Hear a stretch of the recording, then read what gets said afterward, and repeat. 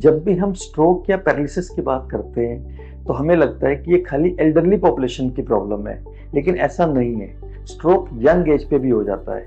अगर हम इंडिया की बात करें तो करीबन 10 to 15% लोगों की एज स्ट्रोक के टाइम पे 40 ईयर्स से कम की होती है। हाँ, स्ट्रोक एल्डरली पॉपुलेशन में ज्यादा होता है। करीबन 65 ईयर्स के एज के बाद हर 5 साल में स्ट्रोक का रिस्क डबल हो जाता है। और इंडिया में अगर बात करें तो वेस्टर्न पॉपुलेशन के कंपैरिजन में हमारे यहाँ स्ट्रोक 10 to 15 ईयर्स जल्दी होता है।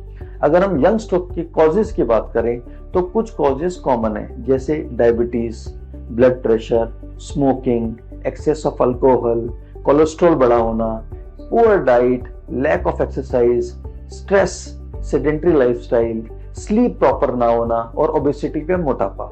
लेकिन कुछ कॉजेस बड़े पर्टिकुलर हैं यंग पॉपुलेशन में, जैसे रूमेटिक हार्ट डिजीज, एक हार्ट की प्रॉब्लम है जिसमें ब्रेन में क्लॉट जाने का रिस्क रहता है। कुछ इन्फेक्शंस होते हैं ब्रेन में जो स्ट्रोक कर देते हैं, जैसे जिसमें सबसे कॉमन इंडिया में है टीबी का इन्फेक्शन, ब्रेन की मेनिंजाइटिस, होमोसिस्टिन बढ़ जाना, कोलेस्ट्रॉल बढ़ जाना, इवन माइग्रेन भी स्ट्रोक का रिस्क, इस्कीमिक स्ट्रोक का रिस्क बढ़ा देता है। कुछ जेनेटिक फैक्टर्स होते हैं जिसमें स्ट्रोक यंग पॉपुलेशन में हो जाता है और कुछ ऑटोइम्यून डिजीजेस भी होती हैं। तो मेरी सबको यही सलाह है कि अगर आपको कोई रिस्क फैक्टर नहीं है फिर भी आपको अपना साल में एक बार 40 ईयर्स की एज के बाद अपना हेल्थ चेकअप जरूर कराना चाहिए।